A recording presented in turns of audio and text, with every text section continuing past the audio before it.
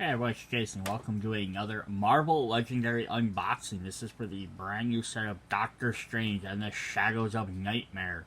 So we are finally getting a Doctor Strange that is the non-Illuminati version. I was sitting there hoping the entire time I heard about the set coming out is they were going to make a Mystic class. Much like when Thor and Asgard came out, Heroes of Asgard, they made the Asgard class or the Thor class.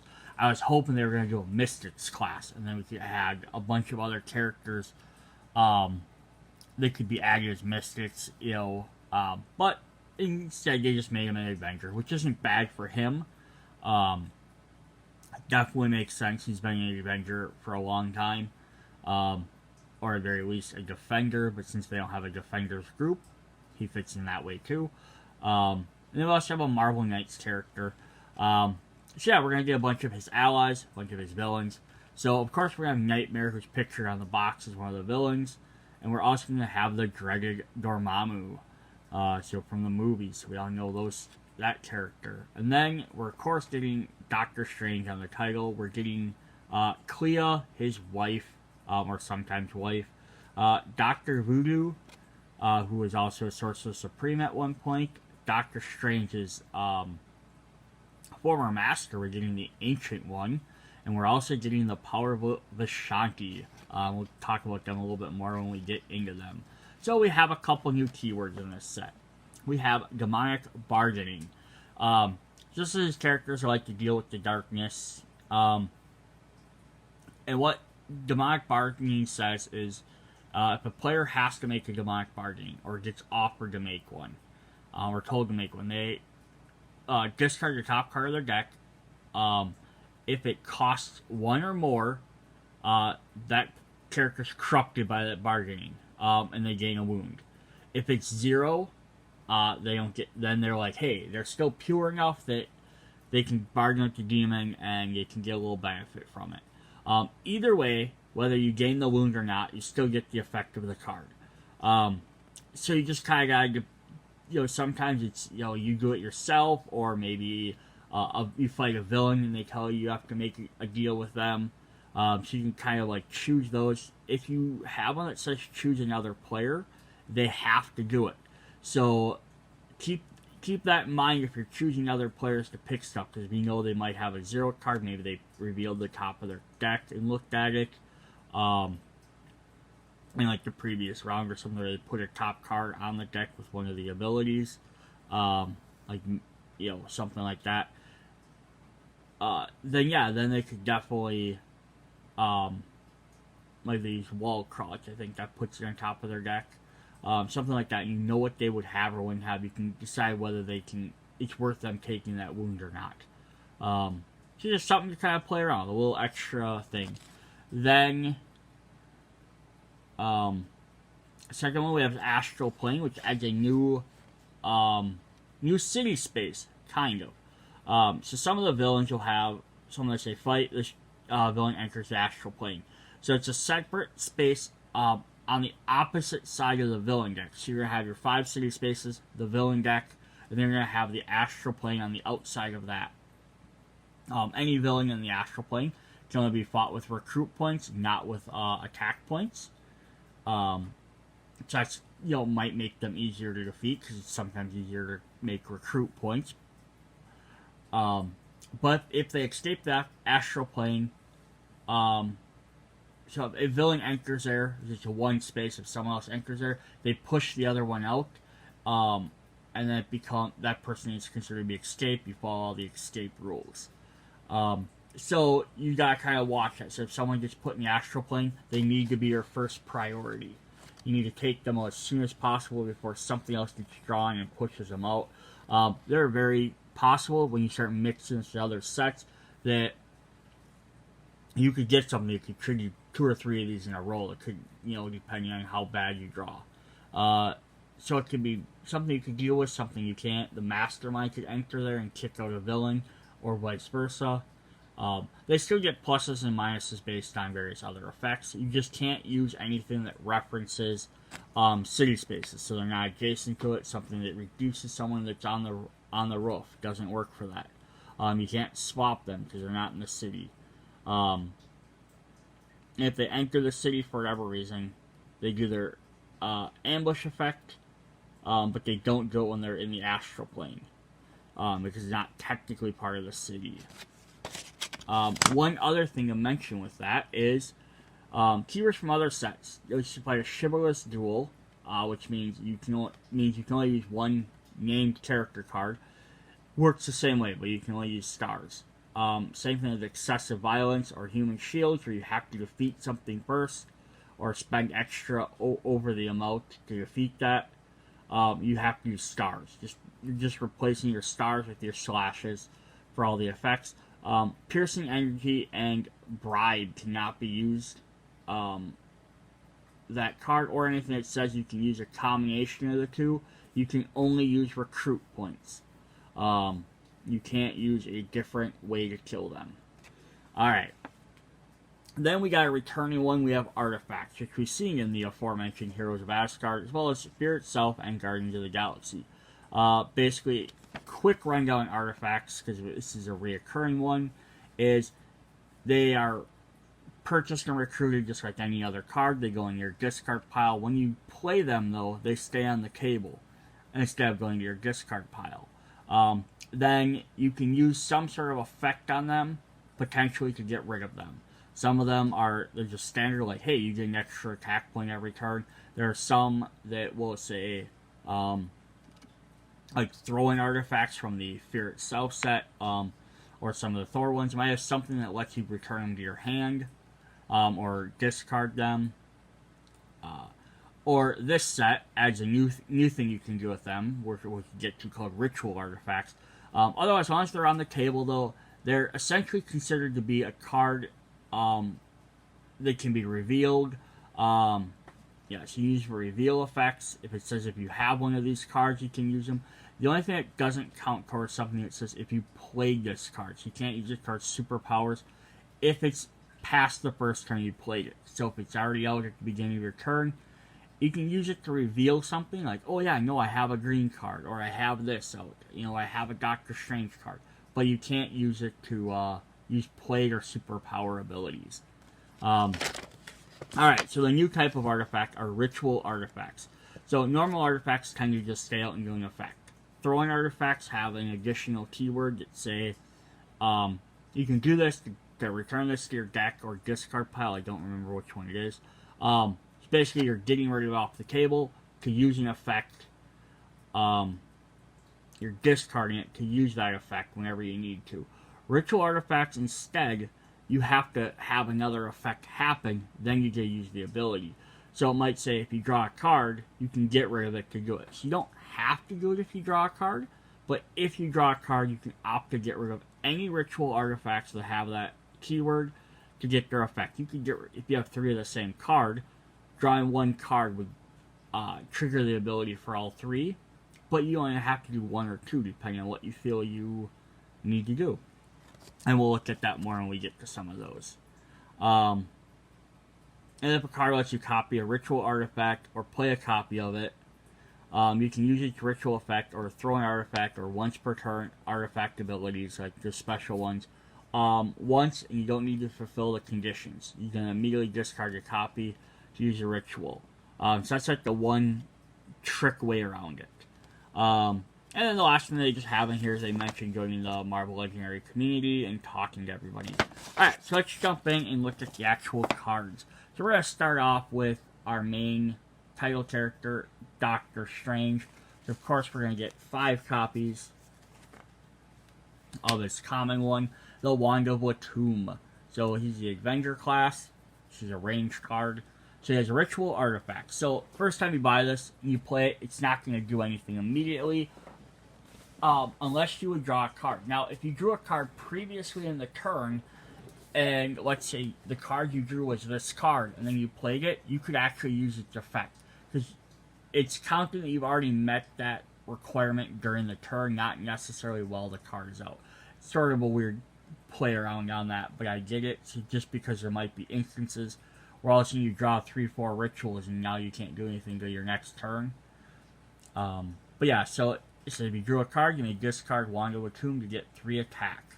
Yeah, so now these guys are a little bit harder to rank versus other cards because of the fact that they sit out. So potentially having 3 attack almost any turn when you might need it could be really helpful. Like you're trying to build up a hand and you're like, oh, I can draw 2 more cards, I can discard this to gain an extra 3 attack.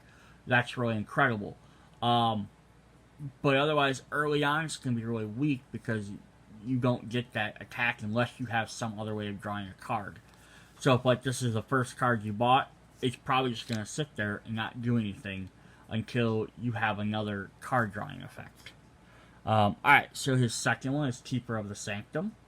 And this is of course going to work with that because that's how characters are. So he has instances, if you control an artifact, draw a card. So normally it just does 2, but then it can trigger the Wanda with Tomb. Otherwise, 2 for 4 isn't that great if you don't have an artifact. But if you're playing with Doctor Strange, 3 of his 4 cards are artifacts. You're playing a set, everybody has artifacts, so you're going to trigger this quite often. His rare card is three copies of it. The Book of Callisto, so there's another ritual artifact. If you fight a villain, you may discard the book to get plus stars equal to that enemy's VP. Now, if it's a henchman villain, they're only worth 1. Some of the other villains are worth 3 or 4. So again, it could be very useful in that, for especially costing 2, because you can get it kind of just sits out for a while and it helps you as it goes. But it's also that requirement of waiting for something to happen. And then finally, we have the ultimate. We have the Eye of Agamotto ritual. If you play another artifact or 3 other cards of the same hero class, you may discard Eye of Agamotto, then get 7 attack. So 7 attack for 8 is pretty decent. That's about average. The conditions to be able to use this, however, can be kind of tricky. So there's ups and downsides to this, because for an ultimate card, to have it be able to sit out and then be able to trigger on a later turn instead of being like, oh, I got it this turn, but it's the only powerful card I have. I don't have enough to defeat the villain, or I can't defeat the mastermind, or I can only defeat 1 villain. My ultra powerful card, because maybe I can only make 10 damage or 12 damage and they're a 15 hit character. And your ultimate card's kind of wasted to shuffle back in your deck and you gotta wait for it to come back up. At least with this, it's kind of sitting out there waiting for you. The only thing is it's the requirements are kind of tricky, because playing another artifact, that's actually going to be fairly simple in here.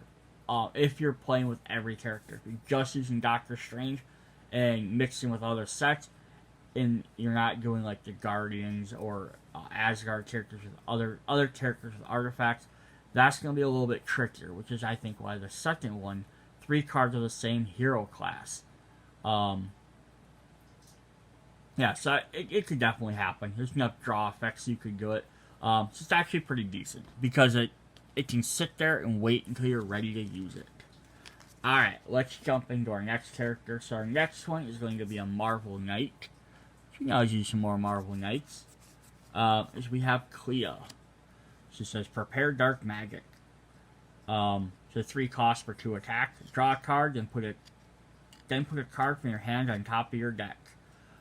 This could work really well with Demonic Bargaining, which she gets to use, because you draw a card, and then I have a shield card in my hand, throw it on top of your deck, now I don't have to worry about that. Now you can do Demonic Bargaining with somebody, whether it's you're fighting a villain, or you're playing one yourself, or if you know someone else is using one, you're like, hey, I know I have one on top, go ahead and hit me, it won't cost me a wound. Yeah, so that's definitely fun. Or it could set you up for another turn. You're like, oh, I have a big giant card in my hand. I'm not going to use it this turn. Draw a card, put it back on top, use it the next turn. Other combinations like that. So you have 5 of those. We have 5 of this one. Demonic Descended. Love the flavor text. The daughter of Umar, the niece of Dormammu, and the one-time wife of Doctor Strange.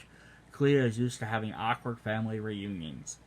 So cost of 4 for 2+ recruits, as you may make a demonic bargain to get +2 recruit. So two cost for 4, not that great, but 4 for 4, pretty decent.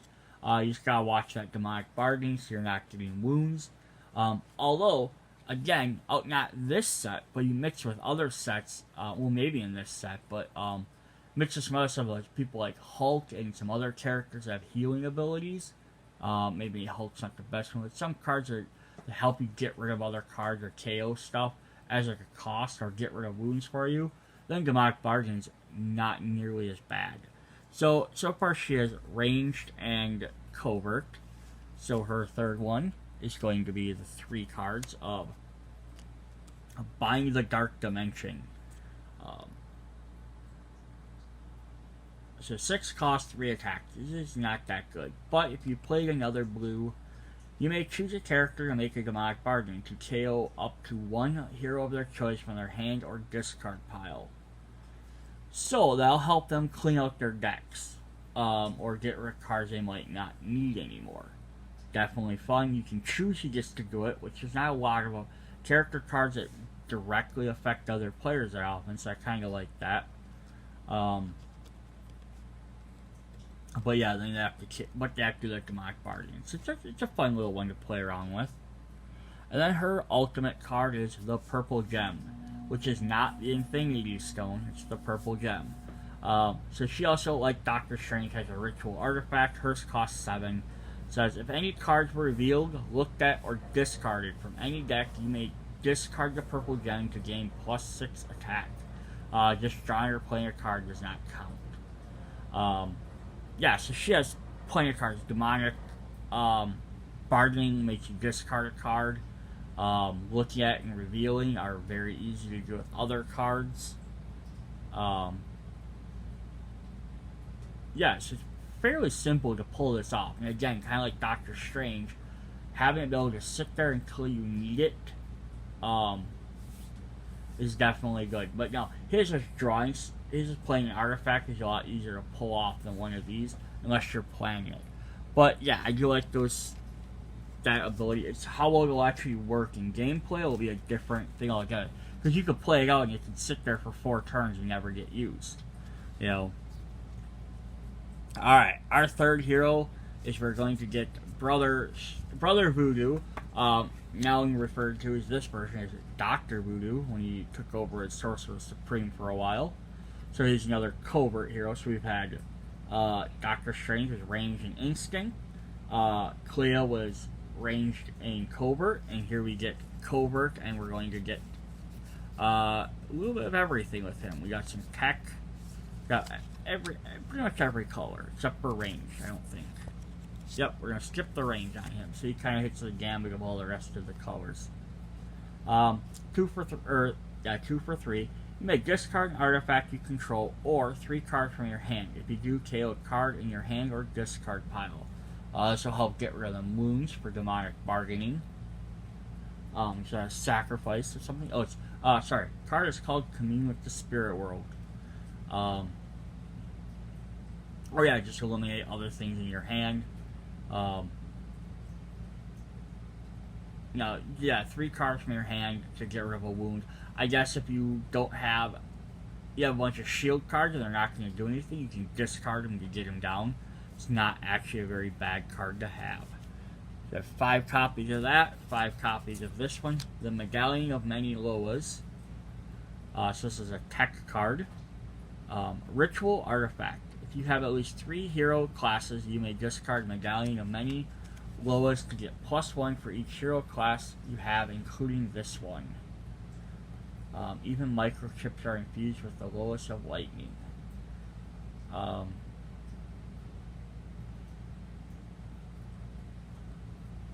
Yeah, so it's going to be anywhere from 1, just discarding it. You have to have at least 3, so it's going to be, if you have at least 3 hero classes. Yeah, so it should be at least 3, but it could be up to 5. You know, not bad, 3 for 4 or 5. But again, the fact that you can kind of play it when you need it. We have a Strength. It's our first Strength one. Staff of Legba. Ritual Artifact. If you recruit a hero, you may discard Staff of Legba to gain attack equal to that hero's cost. So that could work really well. You recruit like a giant 8 cost hero, discard this, so now you have an extra 8 to play around with. Or if you absolutely need it, like, I only need 2 more attack, buy a 2 cost hero, or a 3 cost hero, discard them for that. Yeah, it's maybe not the best use of this, but if that's all you need to defeat that mastermind, how many times have you played and you've been like 1 or 2 points off? Or there's another threat that costs 3 or 4 that you have to deal with as a villain. There's a great way to do it. And then his ultimate card is Possessed by Brother's Spirit. So this is why I called him Brother Voodoo originally. So he's possessed by his dead brother's spirit, and you can kind of send him out. But his brother's kind of a ghost, but he has his own free will sort of thing. But this is a instant card. And I guess his name is Dr. Voodoo or Brother Voodoo, but his name is Jericho Drum, in case you're looking it up.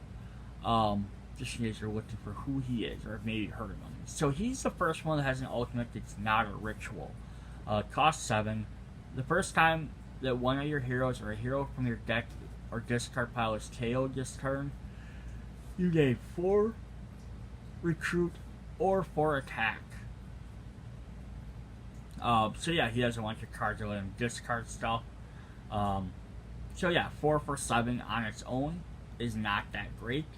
But if you can discard a hero from your deck or discard pile is KO'd, you can have 8 attack, which is incredible.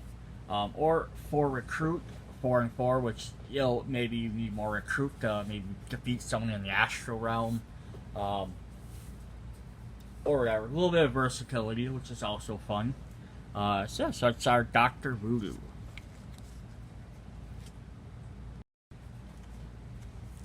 Alright, up next we have the Ancient One. So now this is the comic book version, which is an old man, not the MCU one, which is the younger woman. So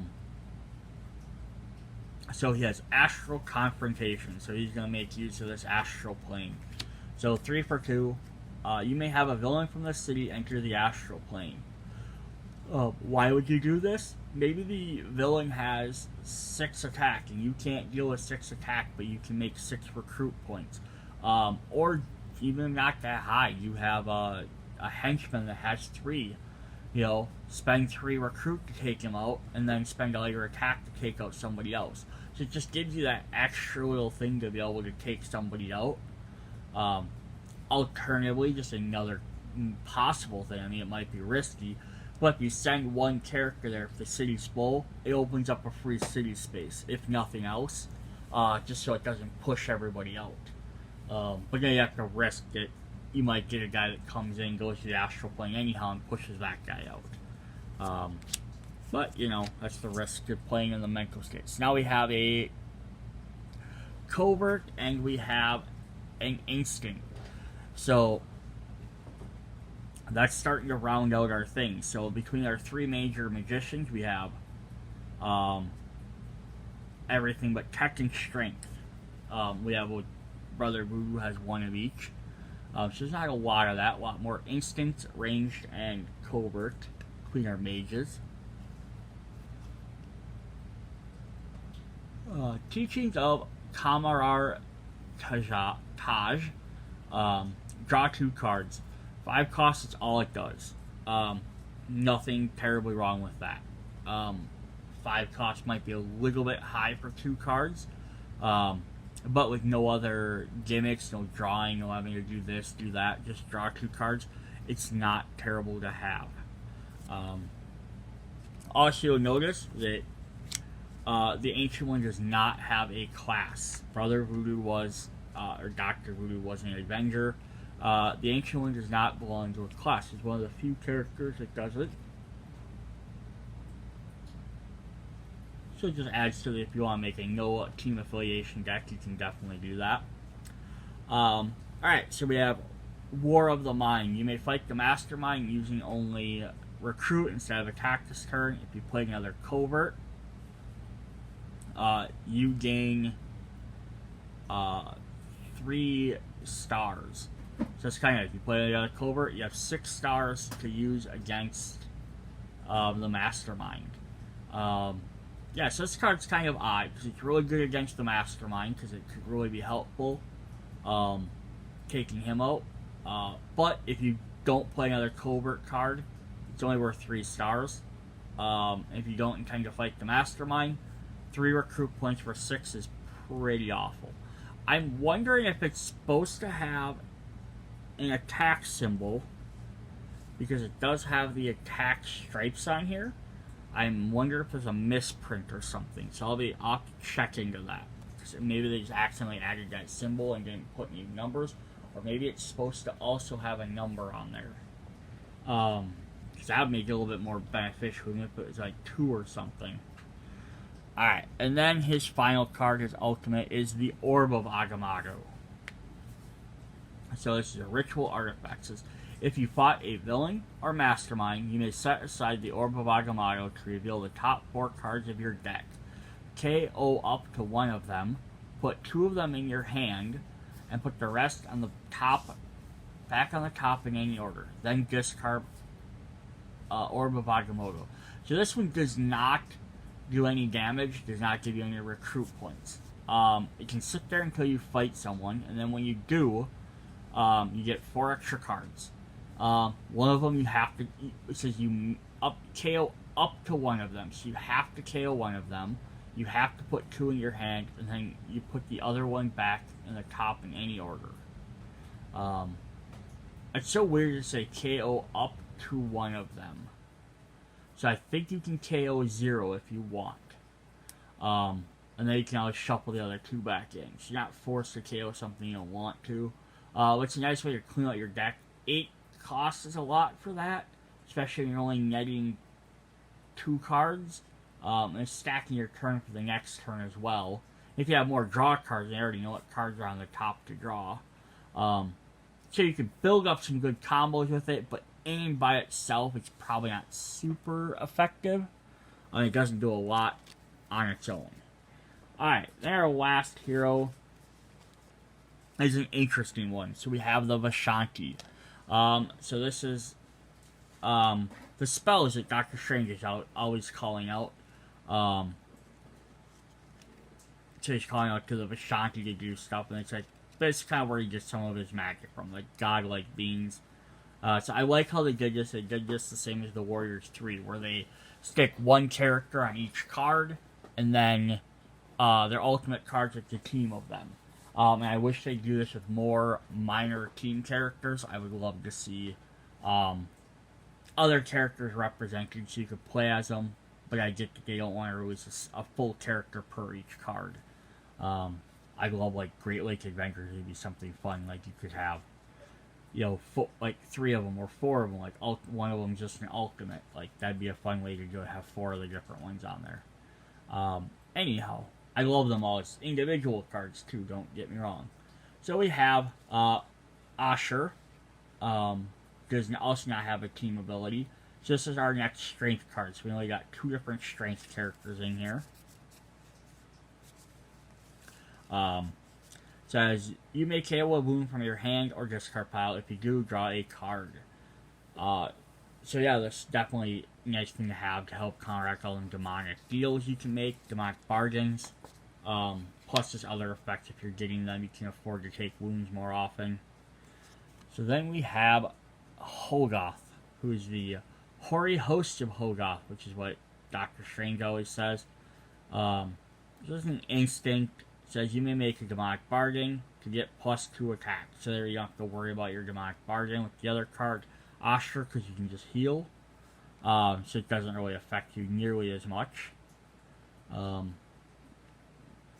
plus you get 4 for 5. There's no reason not to do it when you're playing her stuff, as long as you're, or the Vashanti, as long as you're playing it right. Thirdly, we have a range card. We have Agamotto. Reveal the top card of your deck. Discard it or put it back. If you play another blue, you may choose a player to make a demonic bargain to draw 2 extra cards at the end of this turn. So yeah, you can reveal your cards to figure out what you want, and then you can prep if you want to make yourself draw 2, or if somebody else has something, you can opt to give them 2 extra cards. Definitely fun. Kind of set, like 2 for 4 is not that great, but it does set up your deck in multiple ways. Even just the first one, if you don't play a ranged one, just be able to look at the top card of your deck. Oh, it's a shield agent. I don't need that. Discard it. You know. So at least it gets you something different. Alright, we have 3 of those, and then our final one is the Book of the Vashanti. This will be all 3 of them. This is a covert. So this has 3 different colors in it as well. Any player gaining a wound, you may set aside the Book of Vashanti to KO up to 1 wound from any player's discard pile. Then draw 3 cards. Then discard the Book of Vashanti. You may use this during any player's turn. Again, on its own, does it do anything great? No. Being a ritual artifact, though, it can sit around. You can immediately cancel anyone's wound from the discard pile, and then you can get 3 cards to help you on your next turn.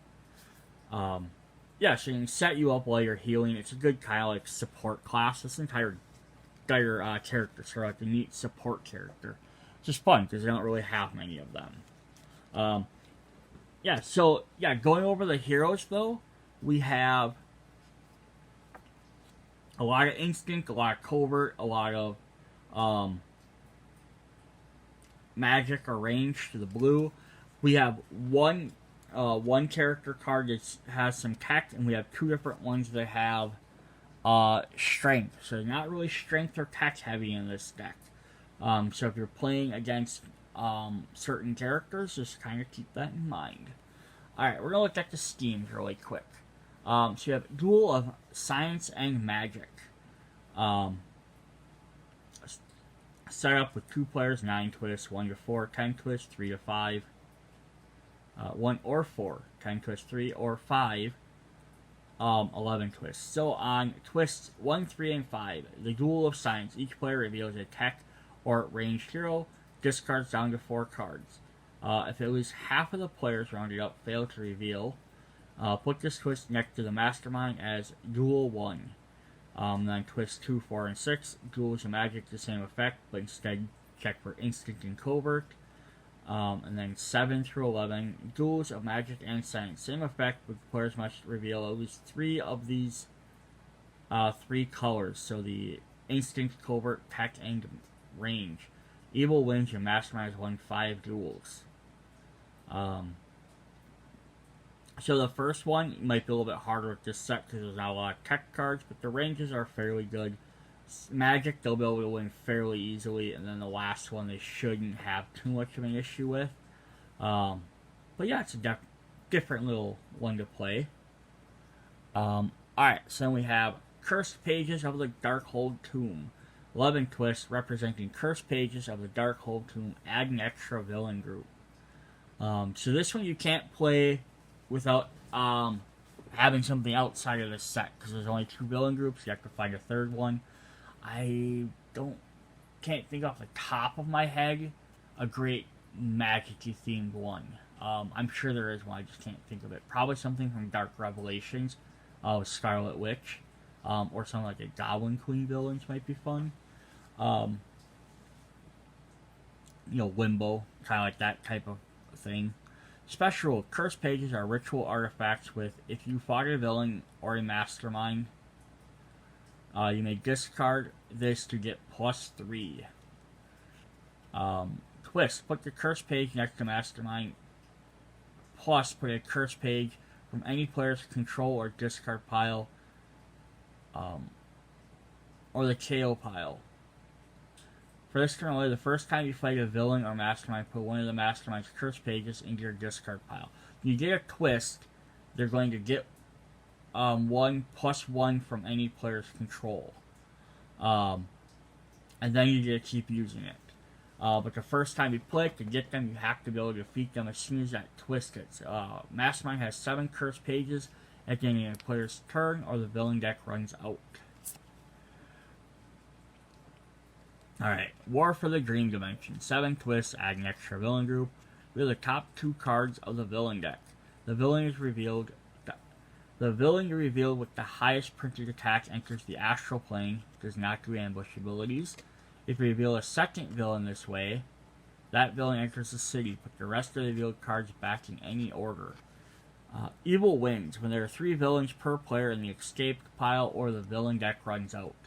Yeah, adding 2 villains can definitely get the escape pile going really quick, especially with the astral plane. Because as soon as they hit that, they kick out the previous one.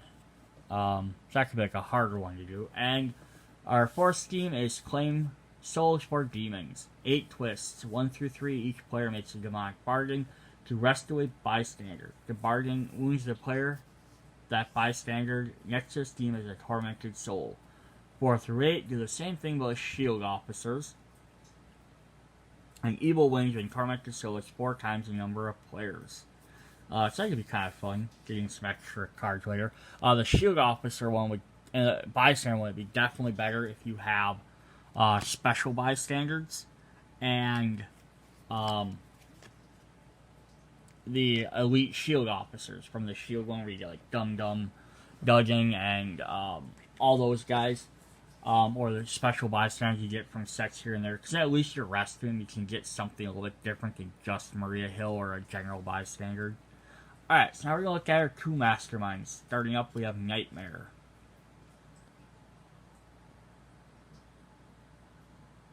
Let's see if I can get that to focus a little bit better. Let me see if I do this. Will this help? There, actually a little bit easier to read. Some of this text got really small in these cards. So he has 6 VPs, 6 attacks, and I had a lot to defeat him. But he's very tricky is his thing. When you fight Nightmare in the astral plane, instead of revealing a tactic, KO one of your heroes, and Nightmare moves to the mastermind space. He leads the Fear Lords. Master Strike. Nightmare enters astral plane. If he was already there, each player discards a random card. Oh, so that could suck. This card is not terrible.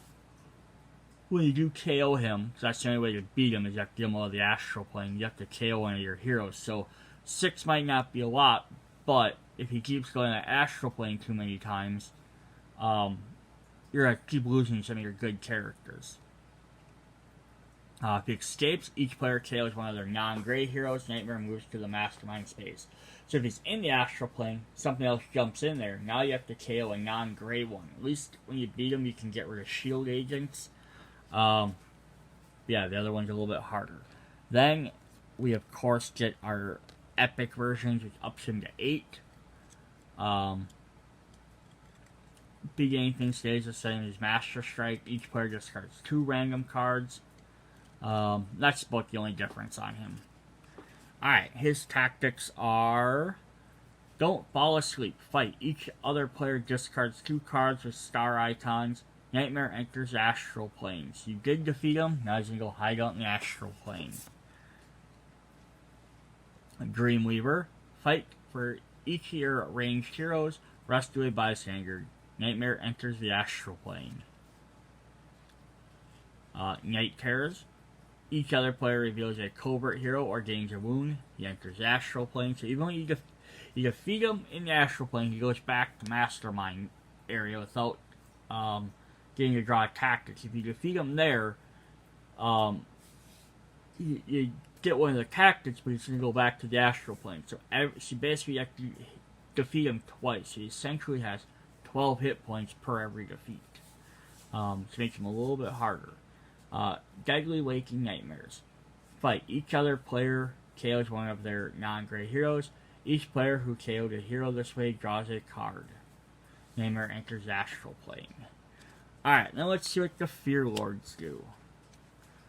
We have 2 copies of Despair, who has Ambush. Despair enters astral plane and captures a bystander. KO a hero, then if Despair was in the astral plane, he enters the city ignoring his ambush ability.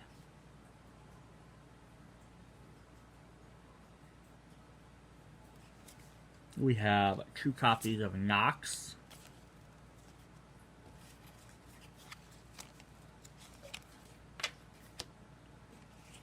Fight. KO one of your heroes. Then, if Nox is in the city, she enters the astral plane and captures a bystander.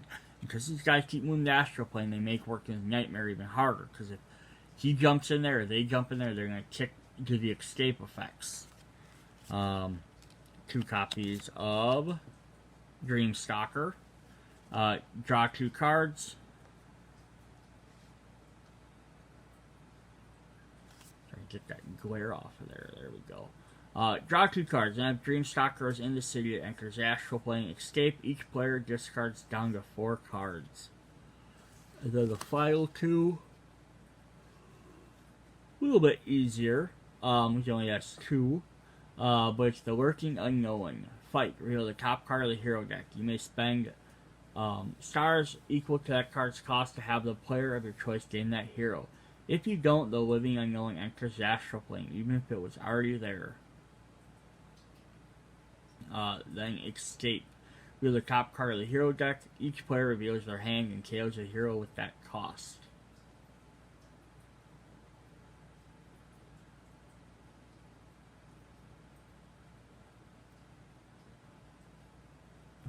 Which cost?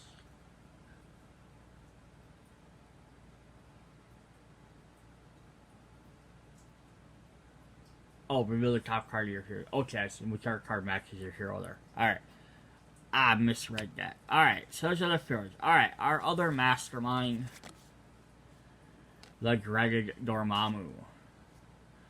Leads the Lords of the Netherworld. He has 11 health or attack. Master Strike. Each player makes a demonic bargain with Dormammu to discard down to 4 cards. So his demonic bargains don't have a positive side.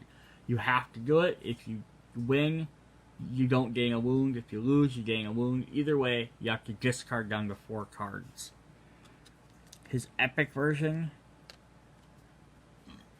goes up to 13. He has each player reveals the top card of their deck, discards it if it costs 0. Then each player makes a demonic bargain to discard down to 3. So he actually makes it even harder to pass that. His tactics are barter for souls. To fight, choose a player to make a demonic bargain with Dormammu to gain a hero from the HQ that costs less than 6. So that one's not too bad. Flames of Regency. Fight, each other hero makes a demonic bargain with Dormammu to discard a card with a attack icon. Again, they're forced to do this stuff. Demonic Hellfire.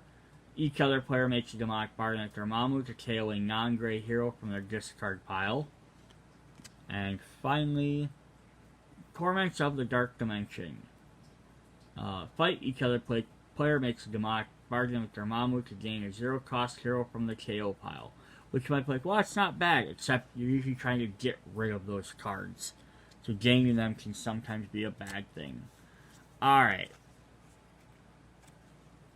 Then the last thing we have is our villains, the Lords of the Netherworld. So we have Umar. We only get 1 copy of her. She has 7 health. Ambush. Choose a player to make a demonic bargain with Umar to KO a hero of their choice from the HQ. Fight. Choose a player to make a demonic bargain with Umar to gain a hero of their choice that costs 6 or less from the KO pile. Escape. Same as the fight effect, but costs 0. So if she escapes, you get a 0 cost. But if you win, you can basically... It's kind of an interesting thing. Because she ambushes, you can get rid of a card. You can get rid of a weak one. Now we need to keep our powerful cards. Or you could get rid of a powerful one. Then if you defeat her, you can gain that card. But it's risky, because if you don't defeat her, she gets pushed out for some reason, and escapes, you lose that card forever.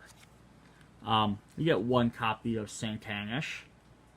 Ambush. Choose a player to make a demonic bargain with Santanish to reveal the top card of the hero deck, and gain it if it costs 4 or less. Fight, same effect, but if it costs 6 or less. And then Escape, but if it costs 2 or less. So those are kind of fun, extra little demonic bargains. We have Santana Hellstrom, which is a very disappointment that we got Santana before we got Damien, because Damien is more well known. But he would also probably be I'd generally be considered a hero. He plays a villain a lot of the times too. Fight. Choose a player to make a demonic bargain with Santana to rescue 3 bystanders. You got 2 of her. Got 2 copies of Baron Mordor, which is honestly surprising he's not just a straight up mastermind.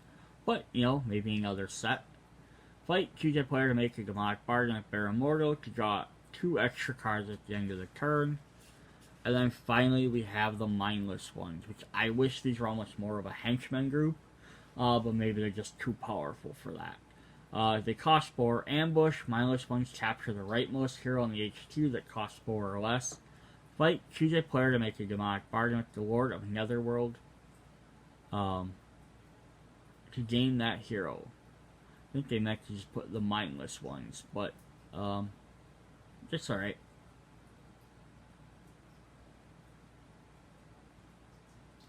Alright, so that is what we got. Alrighty, so that's a fun different set. That is Doctor Strange and the Shadows of Nightmare.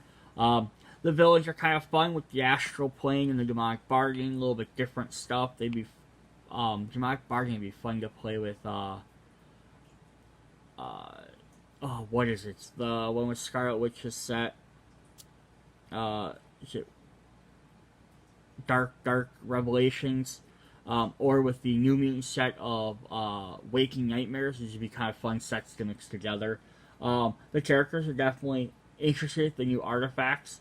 It's going to be interesting to see how well they work playing all 5 together, where you have a ton of artifacts sitting around, like you do some Guardians, you do some Thor, where you have less cards being played all the time because you have these other bonuses sitting around. And then how well they mix it with other sets, because also now if you don't have access to all these artifacts, how good are these cards? Like, maybe they work well as a team, but maybe they don't work as well being shoved into other decks. But that's what we got for this set. See you guys later. Bye.